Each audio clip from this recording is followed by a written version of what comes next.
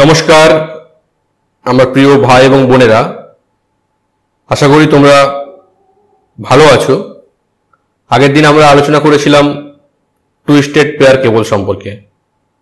আজকে আলোচনা করব কোএক্সেল কেবল। এটা একটা কোএক্সেল কেবলের ছবি তোমরা দেখতে পাচ্ছ। গাইডেড ট্রান্সমিশন মিডিয়াগুলির মধ্যে একটি হলো কোএক্সেল কেবল, যা কোয়াক্স নামেও পরিচিত। এর কেন্দ্রস্থলে একটি তামার তার থাকে, যাকে সেন্টার কোর বলা হয়। এই সেন্টার কোরের মধ্য দিয়েই ডেটা বৈদ্যুতিক সংকেত আকারে প্রবাহিত হয়। এই সেন্টার কোরের উপর একটি অপরিবাহী আস্তরণ থাকে, যাকে ডিইলেকট্রিক ইনসুলেটর বলা হয়, এবং এই ডিইলেকট্রিক ইনসুলেটরের উপরে একটি অ্যালুমিনিয়াম বা তামার তারের পাতলা জালির আস্তরণ থাকে, যাকে মেটালিক শিল্ড বলা হয়। এবং এই মেটালিক শিল্ডের উপরে তোমরা দেখতে পাচ্ছ আরেকটি স্তর থাকে প্লাস্টিক বা টেফলনের, এটাকে প্লাস্টিক জ্যাকেট বলা হয়। তাহলে কোএক্সেল কেবলের চারটি অংশ: একটা সেন্টার কোর, একটা ডিইলেকট্রিক ইনসুলেটর, একটি মেটালিক শিল্ড এবং আরেকটি প্লাস্টিক জ্যাকেট। এই প্লাস্টিক জ্যাকেটের কাজ হলো বাইরের বিভিন্ন আঘাত থেকে ভেতরের অংশগুলিকে রক্ষা করা। মেটালিক শিল্ডের কাজ হলো বাইরের ইলেকট্রোম্যাগনেটিক প্রভাব থেকে সেন্টার কোর দিয়ে প্রবাহিত বৈদ্যুতিক সংকেতকে রক্ষা করা, যাতে বাইরের ইলেকট্রোম্যাগনেটিক প্রভাব সেন্টার কোর দিয়ে প্রবাহিত বৈদ্যুতিক সংকেতকে কোনো প্রকার ক্ষতিগ্রস্ত না করতে পারে। সেন্টার কোর দিয়ে প্রবাহিত বৈদ্যুতিক সংকেত ক্ষতিগ্রস্ত হয়ে গেলে ডেটা কিন্তু ক্ষতিগ্রস্ত হয়ে যাবে, অপর প্রান্তে ঠিকঠাক ডেটা পৌঁছবে না। ডিইলেকট্রিক ইনসুলেটরের কাজ হলো মেটালিক শিল্ড এবং সেন্টার কোর এই দুটোর মধ্যে ব্যবধান তৈরি করা, যাতে মেটালিক শিল্ড এবং সেন্টার কোর পরস্পরের সাথে কানেক্টেড না হয়ে যায়। এই দুটোই মেটাল, তো দুটোই বিদ্যুতের সুপরিবাহী, পরস্পরের সঙ্গে কানেক্টেড হয়ে গেলে কিন্তু অসুবিধা আছে সেন্টার কোর এবং মেটালিক শিল্ড।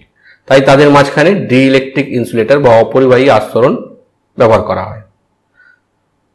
আর একদম মধ্যে থাকা সেন্টার কোর, এই সেন্টার কোর দিয়ে কিন্তু ডেটা বৈদ্যুতিক সংকেত রূপে ট্রান্সমিট হয়।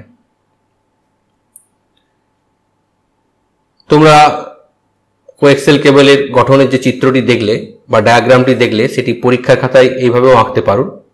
এটা সেন্টার কোর, এটা ডিইলেকট্রিক ইনসুলেটর, এটা মেটালিক শিল্ড এবং এটা প্লাস্টিক জ্যাকেট। এভাবে আঁকাটা সহজ হবে।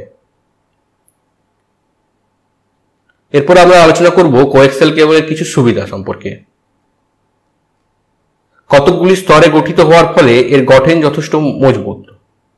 কোএক্সেল কেবল আমরা দেখলাম চারটি স্তরে গঠিত, তাই কোএক্সেল কেবলের গঠন যথেষ্ট মজবুত হয়, এটা সহজে নষ্ট হয় না।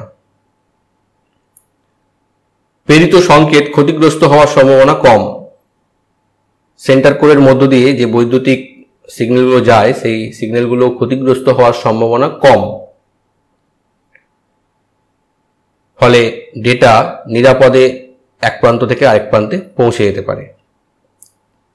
এই কেবলের মাধ্যমে ডিজিটাল এবং অ্যানালগ দুই প্রকার সংকেত প্রেরণ করা সম্ভব।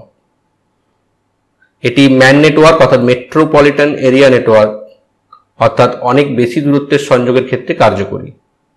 মেট্রোপলিটন এরিয়া নেটওয়ার্ক একটা শহর জুড়ে তৈরি হয়, তো সেখানে একটা ডিভাইস থেকে আরেকটা ডিভাইসের মধ্যে অনেক দূরত্ব থাকে। তো ওই দূরত্বে, অতটা দূরত্বে ডেটা ট্রান্সমিট করার জন্য কোএক্সেল কেবল কিন্তু সুবিধাজনক। ডেটা আদান প্রদান হার যথেষ্ট বেশি, প্রায় 10 MBPS বা 10 মেগাবিটস পার সেকেন্ড। 1 কিলোমিটার দূরত্বের কথা এখানে বলা হয়েছে। তো 1 কিলোমিটার দূরত্বে অবস্থিত দুটি ডিভাইসের মধ্যে 10 MBPS স্পিডে কিন্তু তথ্য আদান প্রদান করা যেতে পারে কোএক্সেল কেবলের সাহায্যে।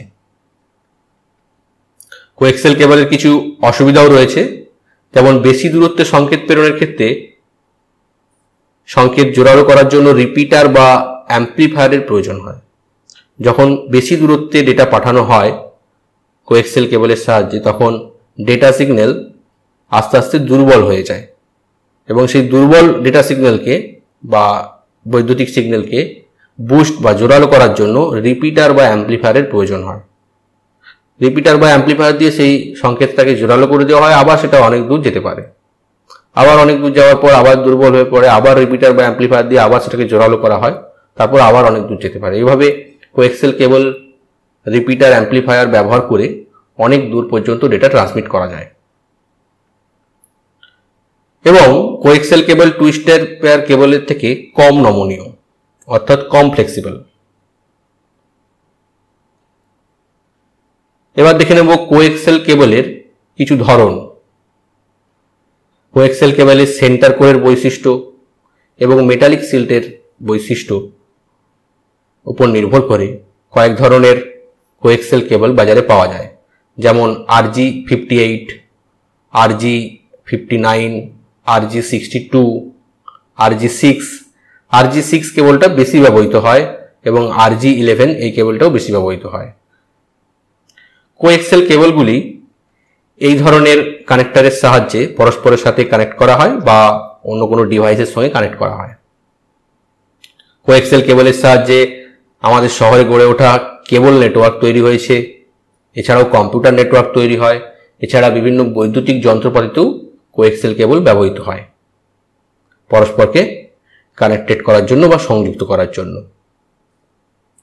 এ বিষয়ে তোমাদের আরো কিছু জানার থাকলে বা আরো কোনো প্রশ্ন থাকলে অবশ্যই আমাকে কমেন্টস করবে। ধন্যবাদ, ভালো থেকো।